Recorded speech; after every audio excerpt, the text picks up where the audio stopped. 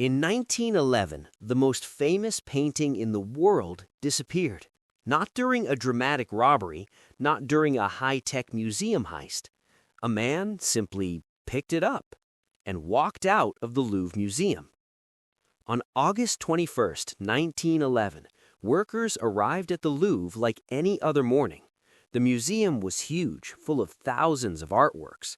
Paintings were sometimes removed for photography or maintenance. So when someone noticed that the Mona Lisa was missing from the wall, no one panicked immediately. They assumed it had been taken by staff. But as the hours passed, something strange became clear. No one had the painting. The wall where it once hung was now completely empty, just 4 hooks.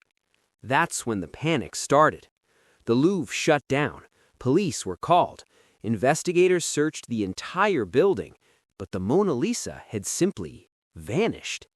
The disappearance shocked France. The Louvre was supposed to be one of the most secure museums in the world, yet somehow the most valuable painting in the building had disappeared without anyone noticing. Newspapers around the world covered the story.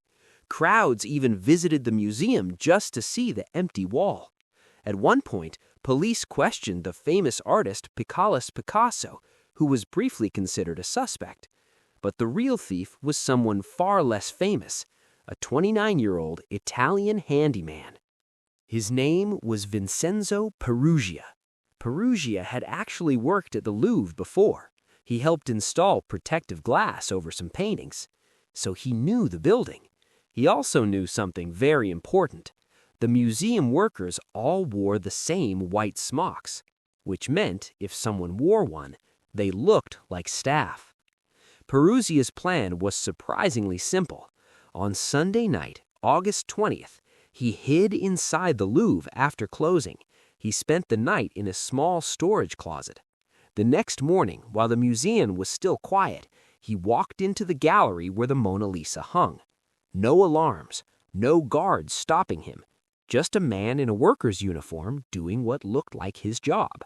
He lifted the painting off the wall, carried it to a nearby stairwell, removed the frame, wrapped the canvas in cloth, and then he walked toward the exit. At one point, he even struggled with a locked door.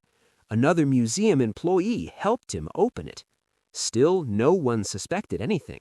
Peruggia simply walked out of the Louvre, carrying the Mona Lisa. For the next 2 years, the world searched for the missing masterpiece.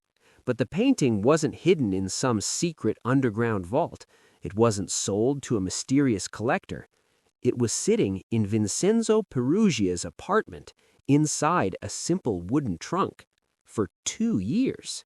In 1913, Peruggia finally tried to sell the painting. He contacted an art dealer in Florence, Italy. Peruggia claimed he wasn't a criminal. He believed the painting rightfully belonged in Italy because it had been painted by Leonardo da Vinci. The dealer quickly became suspicious and contacted the police. Peruggia was arrested. The Mona Lisa was recovered almost completely undamaged. Ironically, the theft made the painting far more famous. Before 1911, the Mona Lisa was admired by art experts. After the theft, it became a global icon. Crowds lined up just to see it. Newspapers talked about it constantly. The theft had turned the Mona Lisa into the most famous painting in the world. And the strangest part of the story is just how simple the crime was. No elaborate plan, no sophisticated tools, just a uniform, a quiet morning, and a man who looked like he belonged there. Sometimes the most successful disguise is simply looking like you're supposed to be there.